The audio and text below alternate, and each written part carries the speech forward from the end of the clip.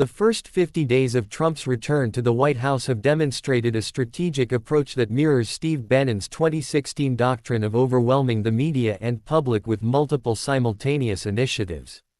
As Bannon articulated in his PBS interview, all we have to do is flood the zone. Every day we hit them with three things. They will bite on one, and we will get our stuff done, bang, bang, bang. These guys will never be able to recover. This strategy has manifested in a barrage of executive orders and policy shifts that are fundamentally reshaping America's domestic and international positioning. The administration's immediate focus centered heavily on immigration policy, with several significant moves occurring within the first week. Trump declared a national emergency at the U.S.-Mexico border, deploying 1,500 active-duty troops to combat what he characterized as an invasion by cartels and criminal gangs. The president suspended asylum rights and attempted to end birthright citizenship for children of illegal immigrants and temporary residents.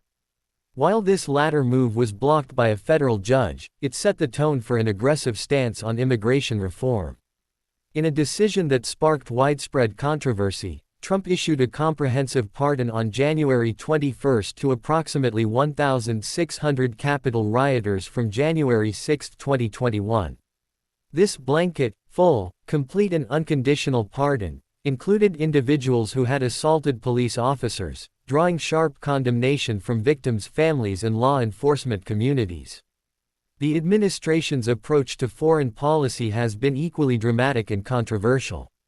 Regarding the Gaza conflict, Trump proposed what critics labeled an ethnic cleansing plan, suggesting that Jordan and Egypt should absorb 1.9 million Palestinians as part of his strategy to just clean out Gaza following 15 months of Israel's war. This proposal was followed by the release of an AI-generated video on his Truth Social platform depicting Gaza as a Riviera of the Middle East, complete with a Trump Tower and Elon Musk, but notably absent of Palestinians. In a move reflecting domestic nationalism, Trump ordered Google Maps to rename the Gulf of Mexico to the Gulf of America for U.S. users. Google announced they would implement this change for U.S. users while maintaining different naming conventions for other countries, citing their long-standing practice of applying name changes when they have been updated in official government sources. The president's territorial ambitions extended beyond symbolic naming changes to include renewed efforts to acquire Greenland. Trump declared Greenland's acquisition an absolute necessity for U.S. security and freedom throughout the world, refusing to rule out military action to gain control of both Greenland and the Panama Canal. This stance prompted Denmark to pledge $2 billion in additional spending to strengthen its Arctic military forces. Relations with Russia and Ukraine have undergone significant shifts.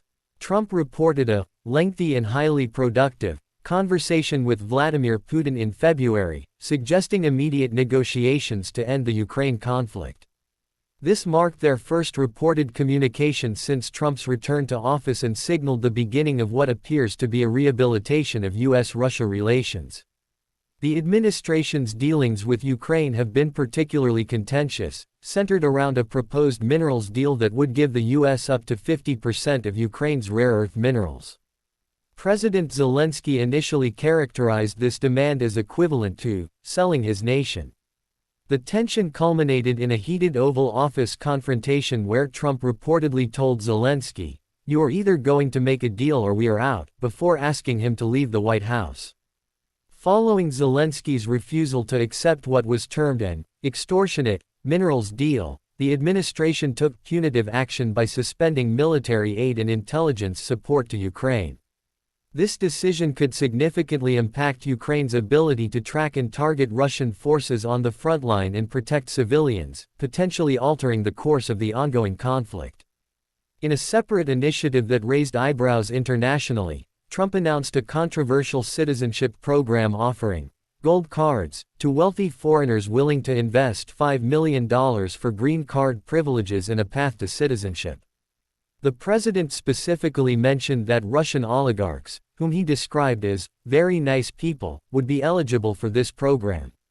Jason Pak, a fellow at the Royal United Services Institute, suggests these actions align with what he sees as Trump's sole desire, to create disorder within the very systems he claims to want to fix. The rapid succession of controversial decisions and policy shifts appears designed to overwhelm opposition and reshape America's global role and relationships with both traditional allies and adversaries. The cumulative effect of these first 50 days demonstrates a dramatic shift in U.S. policy across multiple fronts, from immigration and territorial ambitions to international relations and citizenship rights. The pace and scope of these changes, combined with their controversial nature, suggest this pattern of aggressive policy implementation may continue throughout the administration's term, potentially leading to further significant alterations in American domestic and foreign policy landscape.